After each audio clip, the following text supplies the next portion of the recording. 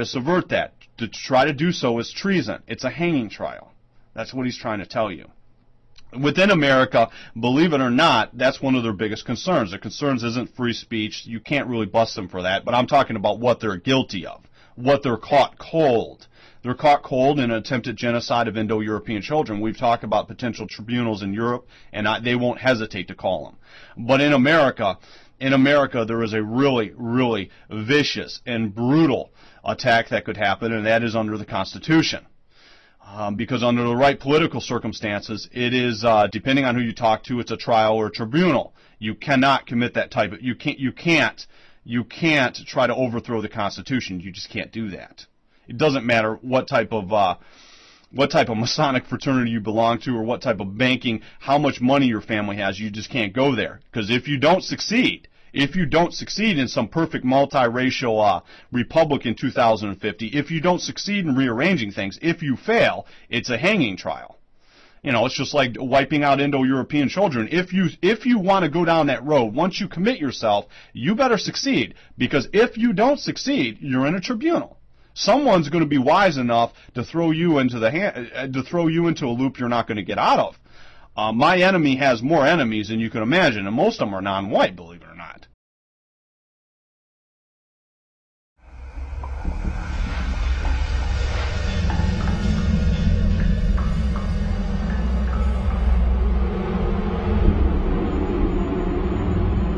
The United States has undergone a cultural, moral, and religious revolution. And a militant secularism has arisen in this country. It's always had a hold on the intellectual and academic elites.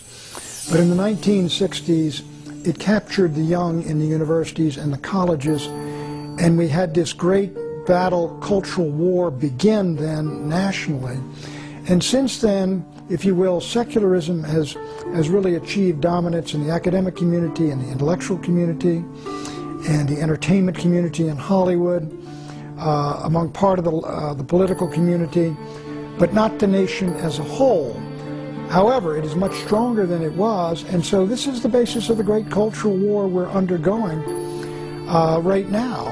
And this militant, it is an anti-Christian, anti-God, anti-traditionalist revolution. It's partly the sexual revolution has a lot to do with it, and how people live.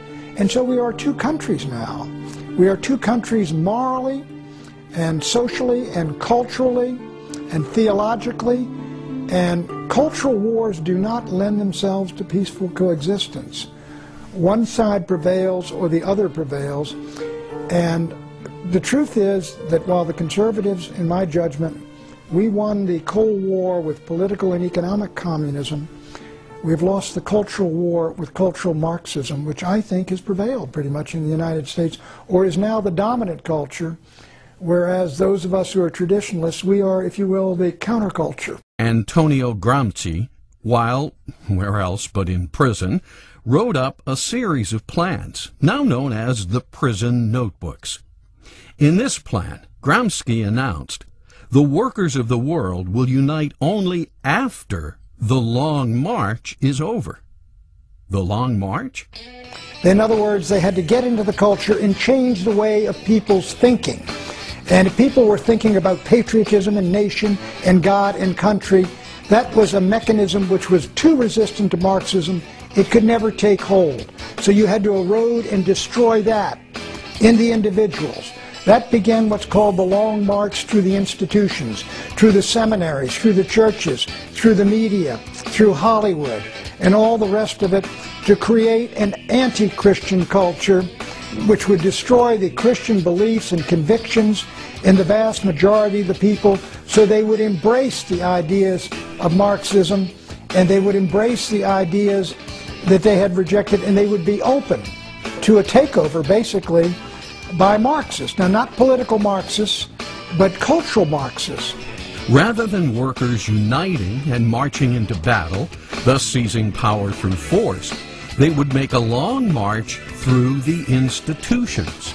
Institutions like the arts, cinema, theater, literature, schools, college, seminaries, newspapers, magazines, and what is now known as radio, TV, and the mass media.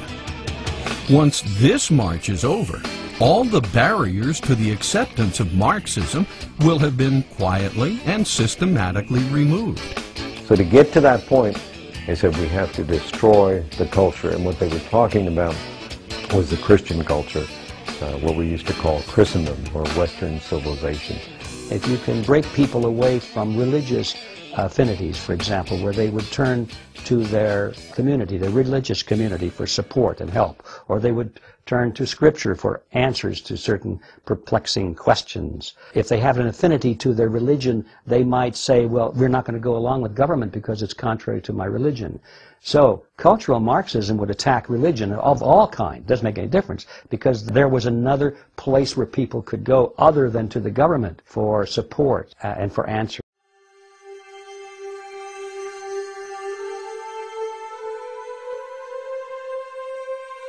Not to be outdone by Karl Marx, a brilliant mind or two at the Frankfurt School soon came up with several of their own ideas, the foremost known as critical theory. The idea behind critical theory is to challenge all previously accepted standards in every aspect of life from a Marxist perspective. Standards such as Abe Lincoln was honest, home is where the heart is, democracy and capitalism are good, the founders believed in freedom. In doing this, every negative thing one could possibly say about America was dredged up, circulated in books, movies, TV, schools, colleges, and even the clergy, so that the youth would be endlessly indoctrinated. Things like white men killed the Indians, fathers were repressive, God is dead, the founders had slaves. They did have a problem, which was that although slavery was technically legal throughout all the colonies, only some of the colonies really had slave-based economies. The southern states, Maryland, South, essentially. And therefore they had to deal with the practical problem of how could you integrate these states with the northern and middle colonies, middle states and northern states, in a way that would, as much as possible, unify them. So they had to make some kind of initial political compromises with the social institutions that existed in the southern states.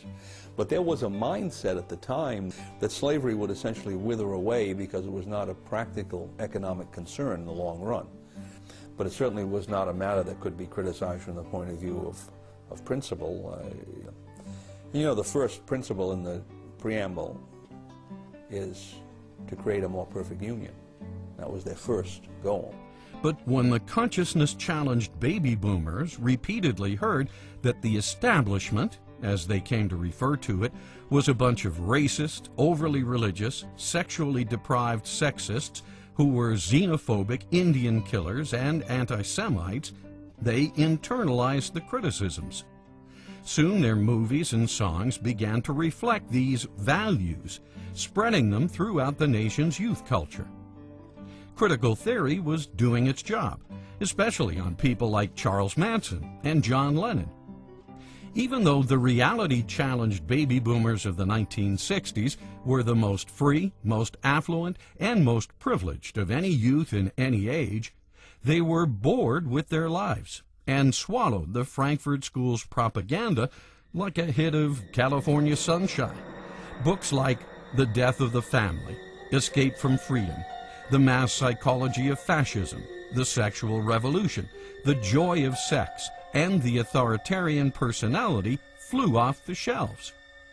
Counterculture drug movies like The Trip, Easy Rider, The Wild Angels, The Wild Bunch, and Born Loser played theaters endlessly. Books like Authoritarian Personality were particular hits because they attacked the patriarchal family unit, a deeply Christian institution. So along came movies depicting the family unit as sexually repressed and dysfunctional.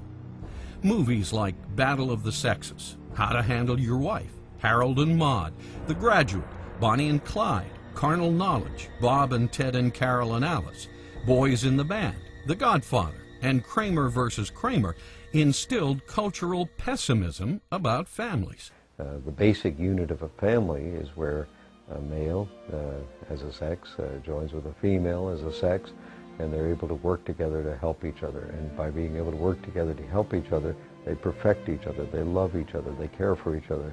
And in the process, they learn to love and perfect and care for others within the society. They become good citizens because they're good citizens within their own home, and that produces a society that loves each other. Marriage is a particularly Judeo-Christian institution. It was Jesus who instituted one man and one wife, forever shall become one flesh.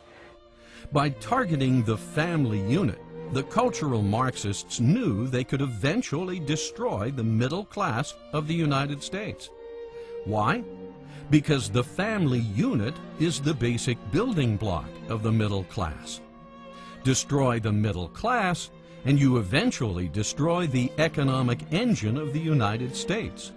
Destroy the economic engine of the U.S. and its political structure, built on capitalism and the Constitution, crumbles. I just recently had some shares stolen from me on the stock market by our government, who seized 80% of Fannie Mae and Freddie Mac shares. I'm like, how could this happen? They seized, private property. The whole point of a socialistic society is to do four things. Marx talks about destroying the family, 2, destroying property, 3, destroying religion, and 4, destroying the nation. And what you end up with is the Gulag, where the whole country becomes the Soviet Union. Yes, critical theory is diabolical genius. The cultural Marxist could accomplish what Marx, Lenin, Trotsky, and Stalin only dreamed of accomplishing. Whereas Lenin, Trotsky, and Stalin took Marx's ideas and delivered the brutal Soviet Union to the world, Gramsci, Lukács, and Marcuse took Marx's ideas and delivered user-friendly cultural Marxism to America. The Supreme Court has been converted into a fighting ally of secularism in the wars against traditionalism in the United States. The Supreme Court has perverted the Constitution. It has usurped power that belongs to the states and imposed secular views and values on the states and on the communities, making decisions that used to be made democratically at the local level. This time it seems Marx won. Today, post-Engel, politically correct baby boomers are so completely immersed in the Frankfurt School's cultural pessimism, they can't see the forest for the trees. They're fish in a bowl of muddy water. They're Neo in the Matrix. They swim in it. They absorb it through every pore of their beingness. Starting in the 1960s, cultural Marxism has woven its values into every American's very existence. Khrushchev was right when he said, "We will bury you."